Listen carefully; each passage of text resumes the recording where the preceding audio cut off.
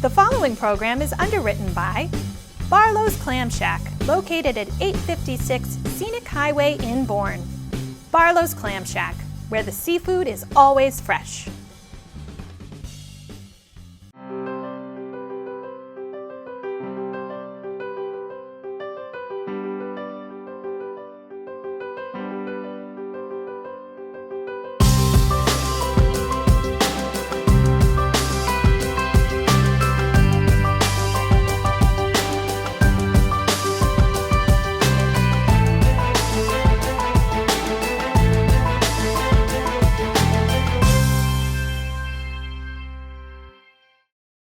Hi, and welcome to the August 2024 Bourne Review.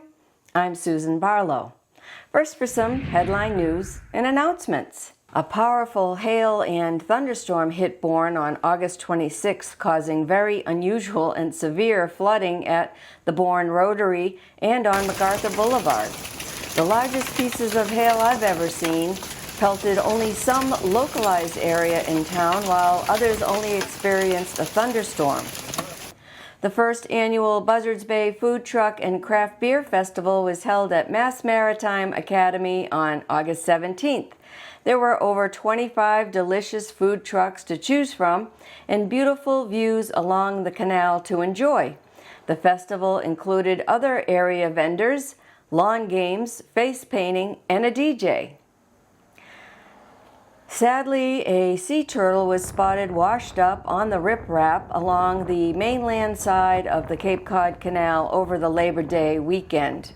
If you see a dead sea turtle, you can report it to Wellfleet Bay Wildlife Sanctuary at 508-349-2615, extension 6104. It was quite a sight to see the cruise ship Viking Mars pass through the canal on its way to New York over the Labor Day holiday.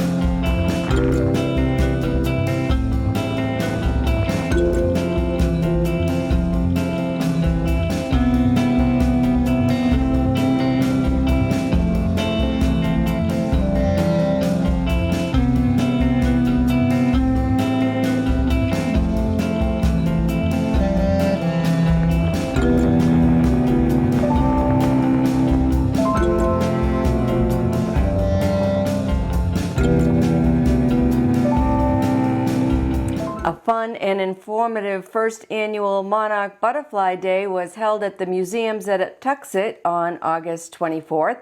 The festival was hosted by the Valley Farm Community Garden, and it featured three speakers: Gary Bowden of the organization Pollinator Pathway of Cape Cod, Mark Winteringham, the bee guy of Long Pond Aviary in Plymouth, and George Morse, owner of Butterflies of Cape Cod in Bourne.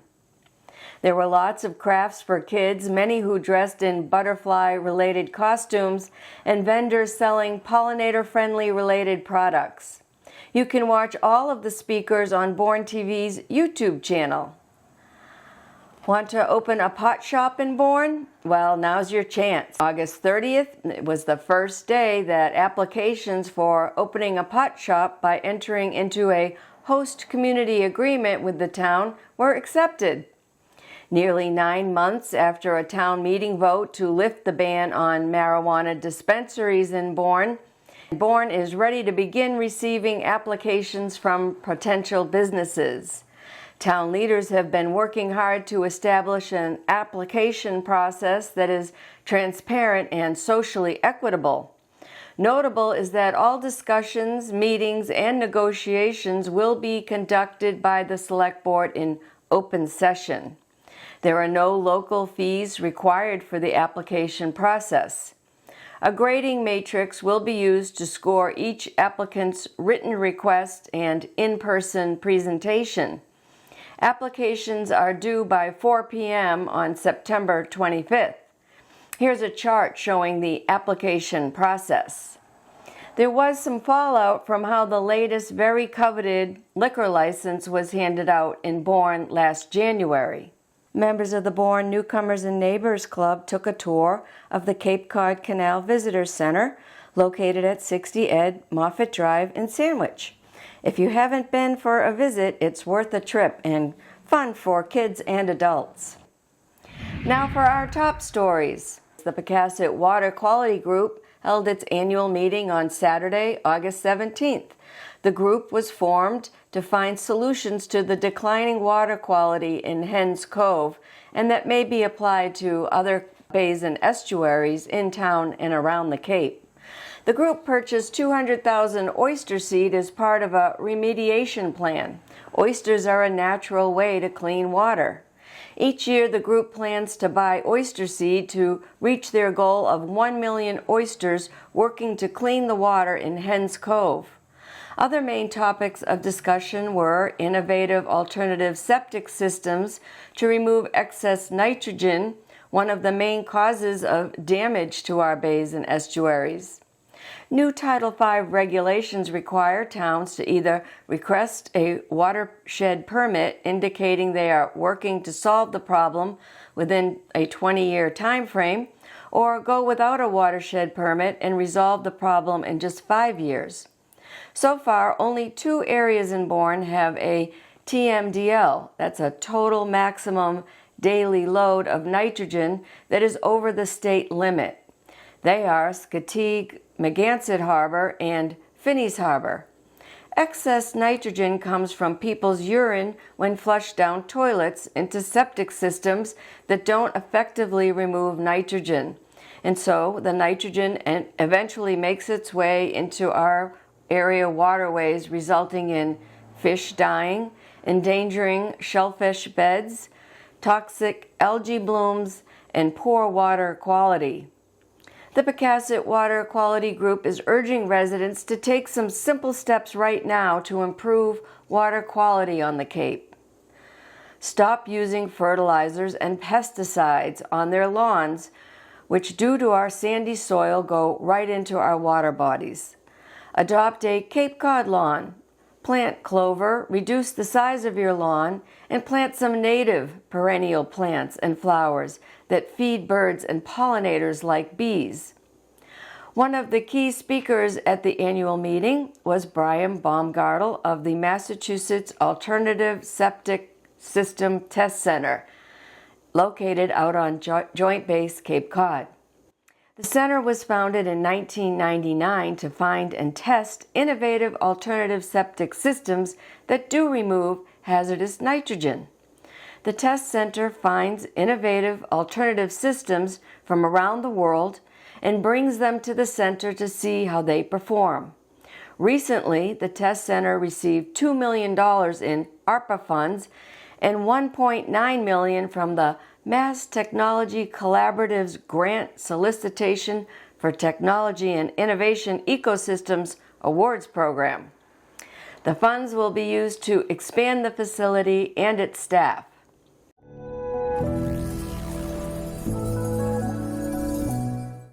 Will the town of Bourne let $20 million of free federal funds slip through its fingers?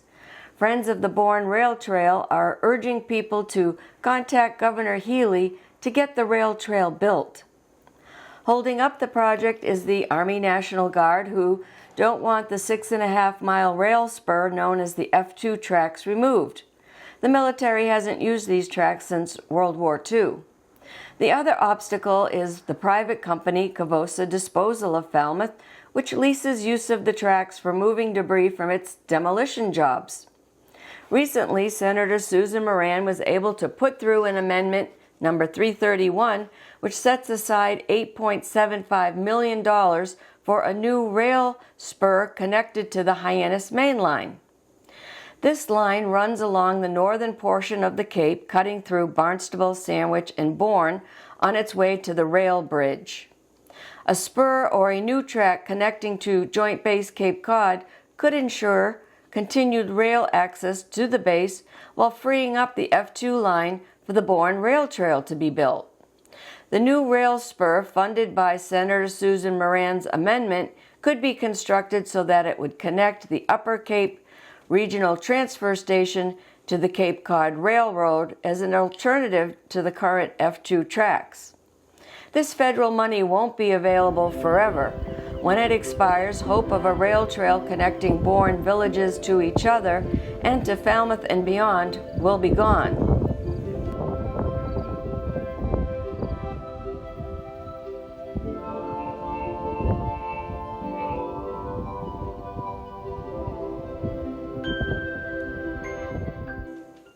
Here's what's happening downtown. A ribbon-cutting ceremony was held on August 21st for Seaside Scoops and Grill in the former Mix Main Scoop location at 100 Main Street, right on Buzzards Bay Park.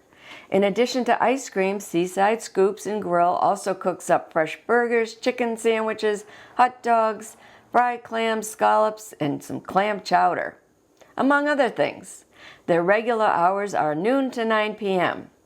Their telephone number is 508-728-7919. The last concert by the Canal this summer was held on August 29th. A huge crowd turned out for the Rolling Stones tribute band 19th Nervous Breakdown, organized by the Cape Cod Canal Region Chamber of Commerce and sponsored by Eastern Bank, Marty Chevrolet, the Bourne Cultural Council, and the Massachusetts Cultural Council. The last concert of the season saw a huge turnout, the most donations to the Bourne Food Pantry, and the largest amount in the 50-50 raffle. Video of the concert can be found on Bourne Community TV's YouTube channel. There has been talk in the past of getting an outdoor movie screen and holding outdoor movie nights in the park during the summer, like other towns such as Falmouth and Mashpee. It's a great way to bring community together and to support Main Street businesses. Here's an update on striper fishing in the canal by East End Eddie Doherty, a retired Massachusetts court clerk magistrate appointed by the late Governor A. Paul Cellucci, author of 7 Miles After Sundown about surf casting the Cape Cod Canal for striped bass. Welcome to another fishing report from the world-famous Cape Cod Canal. We're in a historical spot this morning at Tuxet Trading Post, which was built by the Pilgrims in 1627, and that was many years before the Cape Cod Canal was built, so I imagine they were able to walk right over here. I know there was a river in part of what the canal is now, but the trading post itself is right next to where we're filming this, and it was they built a replica of it, but I believe that the foundation is actually the original. A lot of guys did well in the month of August, and so I'm just going to read a partial list of some of the guys who caught some nice fish this past month. Dana Hardhat Hanna, Josh Casoli, Adirondack Jim Crome, and a group called the Boys of Summer, Dancing Ben Fomino, who does a fish dance to help catch fish, and sometimes it works. Tim Hollywood Petrarca, who caught a 43-inch striper, and a bonito, which is a very pretty fish. Paulie the Painter Gravino, who makes his own lures and does well. Bill and the Grill Produce, who landed a 22-pounder. And Mashpee Mike Larea. And that group always does well. They fish together a lot. And then there was Zach Attack Baker, Butch Parker, who's 85 years old and caught a 38-inch. And he was fishing with his son-in-law, Paul Sparky Euskatis. Slapshot Scotty Ewell did well. Joe Greengloves Monahan, who also makes his own lures and caught a 39-inch, and a bunch of other fish too. Jimmy Kells Kelly caught some slots. John Captain Morgan caught a 28-pounder. Ben the Potato Manager Sivanen, and Dave Skillsaw Curry, Bucktail Bill Jenkinson, and Rob Fish Sticks Pessa all did well. Glenn Lucky Cigar Lindsay caught some fish, and that cigar not only is serves to bring him luck when he's catching fish, but the cigar smoke also keeps the bugs away. Insane Wayne Cole caught some fish. Insane Wayne's a great guy, good guy, great fisherman. He's also a hunter, and he has the skeleton of a deer's head mounted on the front of his canal bike. It's quite a sight, and with the antlers and everything. And when he's riding down the canal service road, coming out of a fog with those antlers, it can be kind of spooky. He's a good guy. Kevin R&D Blaze also did well, and the youth movement continues with 9-year-old James Assel. James Assel caught a nice fish. He's the grandson of Hammer and Jack Barton, a certified canal rat. And of course, 6-year-old Sage Nicholson, she outfishes the boys all the time. She's only 6 years old. And her father, Justin, is a U.S. Army veteran specialist. And so thank you, Justin, for your service. And Bill Slots Walsh, the pride of Rosendale. I gave him the nickname Slots because he has a propensity for finding slot fish. Of course, the slot fish, also known as a keeper, is 28 inches to less than 31. My tip of the month is that I use a fish grip, probably mentioned before, and I keep it in my boot.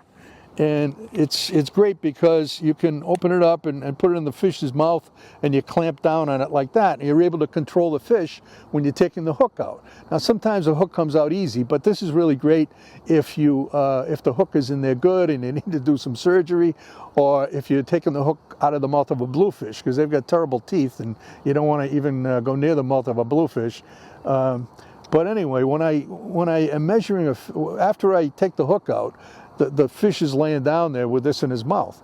And I was measuring a 36-inch, and I reached down to measure the fish, and the fish started flipping and flopping, and he slapped me in the face with this. So I don't know if he did it intentionally, I don't think so, but he was probably mad, and that hurt. I can tell you that hurt. So my tip of the month is be careful if you have that in a fish's mouth, it doesn't move and slap you in the face. So, and I just wanted to mention an old saying that I love that John Doble had said years ago. John, of course, is a retired detective from the Bourne Police, great photographer and legendary canal surf caster. And so, you know, we get addicted to fishing, and you feel that tug on your line, and it's just a real happy situation, and you get addicted, so you just want to get that tug all the time.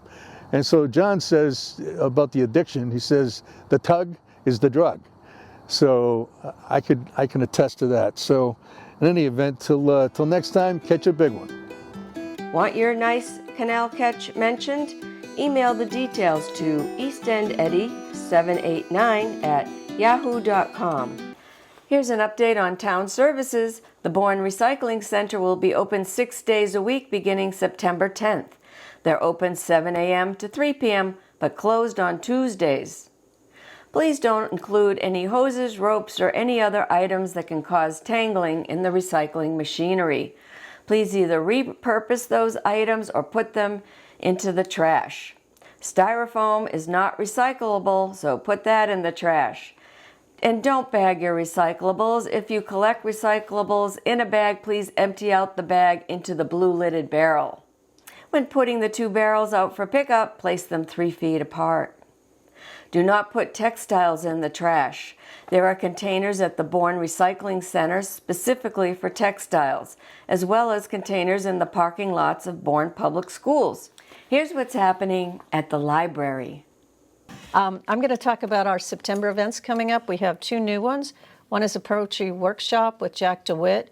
It's going to be 8 weeks starting September 11th to October 30th, 3:30 to 5. No experience necessary. Then on September 12th, we have 2 events. One is Christy Lawrence is going to talk about her new book, The Last Heath Hen, and Liz Henry is going to come and bring her quilt that she's made with Thornton Burgess characters, and it's going to be in a raffle in September at some point. You can buy a ticket for it. Thursday night, September 12th, Dr. Roger Kligler is going to talk about medical aid in dying. That starts at 6 o'clock, September 12th. That's a very important thing, especially for me. He's a very compelling speaker, too. Yes. He has prostate cancer, and he's a physician, and he's been really fighting to get this approved at the State House, and it just keeps getting pushed back and pushed back. Okay, and then we have two authors coming. One is Nicole Gabay, and it's The Art of Organizing. She lives on the Cape, and that should be really a good talk. That's September 19th at 2. And Janice Robinson Daly has a new book called The Path Beneath Her Feet, and it's a sequel to The Unlocked Path. And everything can be found on our website, on our calendar. A new book club starting. Yes, that's the exciting. award-winning fiction book club, which is just going to be books that have won or shortlisted for Booker or have won the Pulitzer or any other kind of award. And we'll be Monday through Saturday starting the week of September 9th. Come on down and visit us. One of my favorite days of the year is coming up. It's the Friends of the Library book sale. First, on September 7th, that's a Saturday, from 10 to 12, we have the drop-off. So please bring your good fiction or nonfiction or children's books. We only want books that you would buy back if you had the opportunity. Okay, I'll bite. What are you doing? Well, Aria, I have the metal detector that I've checked out from the library's new Library of Things collection. Cool. And I'm getting ready to go down to the beach and look for some coins. You'd probably find beer caps. Pull tabs. Now, there is a blast from the past. You have to be a certain age to catch that reference. You can check the items out for 2 weeks. You just have to have a Clams library card. They're not renewable, but you can request them ahead of time. I will say our most popular item after the sewing machine, the karaoke machine. Karaoke machine to the point is very that we popular. may actually have to purchase a second karaoke machine because it's booked solid for August and September. If you are going to a family picnic or a day at the beach or the 4th of July parade or some event where you know you're going to be outside and you need to sit down, we have a few, 6 I think, camping chairs that can be checked out. Bourne Recreation Department has some great programs coming up. Mass Mobile Makerspace runs from September 10th to October 1st from 5 to 6 p.m. at the community building. Canvas Kids from September 9th through October 7th from 4:15 to 5:15 for ages 6 through 13. A Kids Test Kitchen from September 17th to October 22nd from 5 to 6 p.m. for ages 5 through 12. You can register for these programs at bournerec.com. The Bourne Council on Aging, located in the Bourne Community Building, 239 Main Street, is having a Veterans Coffee Hour on September 11th and October 9th from 9 a.m. to 10 a.m. Beginning on September 11th through October 30th, a new fitness class called Circle Mobility will be held on Wednesdays. It's an 8-week session for $64. Sherry Best leads a drum circle held at 1:30 p.m. on Monday, September 16th and October 21st. On September 25th and October 23rd from 9 to 10:30 a.m., enjoy a free coffee chat at the COA. On September 10th from 11:30 a.m. to 1 p.m., learn about estate planning and enjoy a free lunch. To register for events or for more information about them, call 508-759-0600 extension 5300. There's lots more programming at the Council on Aging, and you can see a listing of all their activities at townofbourne.com/Council on Aging. Let's take a look at the calendar. On September 7th, head over to Buzzards Bay Park for the Kind Hearts for Kids Annual Kindness Festival beginning at 11 a.m. Bourne Newcomers and Neighbors holds a buffet dinner at the Pecasset Golf Club on September 17th with author Barbara Struna giving a presentation about her latest book in the 5-book series, The Old Cape House. It's $42 for BNN members and $45 for non-members. You must RSVP by September 10th. The annual Cape Cod Canal Day will be held in Buzzards Bay Park on September 21st, with a rain date September 22nd. It's one of the biggest and best events in Bourne. Porch Fest at Sandwich Fest will be held on October 5th at 10 a.m. Enjoy artisan crafts, eats, beats, and family treats at 294 Old Main Street. September 28th is Wampanoag Day at the museums at Uptuxet from 11 a.m. to 3 p.m. Celebrate Wampanoag culture through arts, dance, and history. On October 12th, it's the Cranberry Harvest Festival at Uptuxet from 10 a.m. to 3 p.m., a day of activities celebrating the native cranberry and other local foods. Here are some wonderful photos taken by area photographers showing the beauty that surrounds us.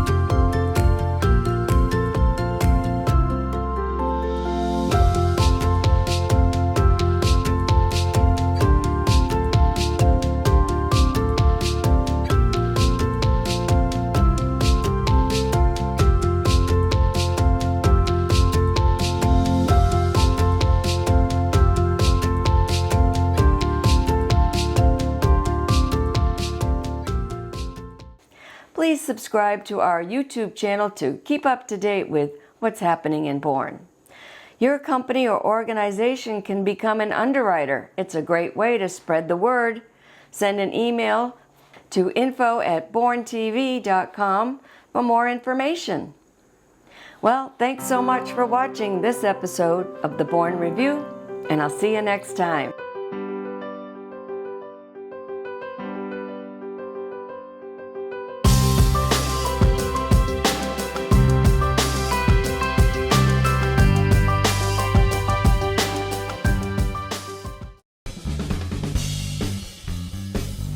The preceding program was underwritten by Barlow's Clam Shack, located at 856 Scenic Highway in Bourne. Barlow's Clam Shack, where the seafood is always fresh.